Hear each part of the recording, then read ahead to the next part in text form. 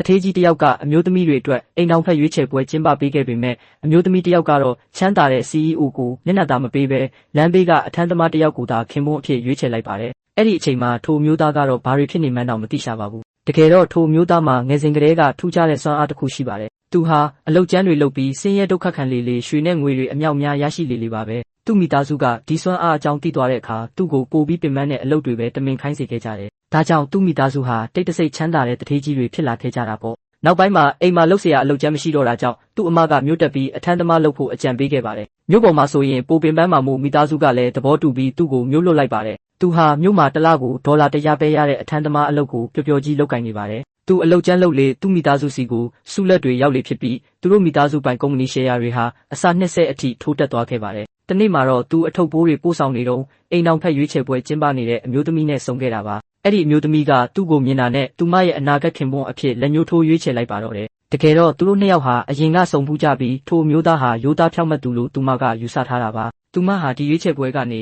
လွတ်မြောက်ဖို့အတွက်သူ့ကိုအသုံးချလိုက်တာဖြစ်ပေမဲ့သူမရဲ့မိသားစုကတော့အထမ်းသမားတယောက်မို့လုံးဝသဘောမတူကြပါဘူး။ဒါပေမဲ့သူမကဘသူစကားမှနားမထောင်ပဲထိုမျိုးသားကိုခေါ်ပြီးလက်မှတ်ထိုးကလင်မယားအဖြစ်တရားဝင်ပေါင်းတင်လိုက်ပါတော့တယ်။ထိုမျိုးသားကတော့ရိုးရိုးသားသားနဲ့ပဲသူမရဲ့စောင့်ရှောက်မှုကိုခံယူဖို့ပြင်ဆင်နေပါတော့တယ်။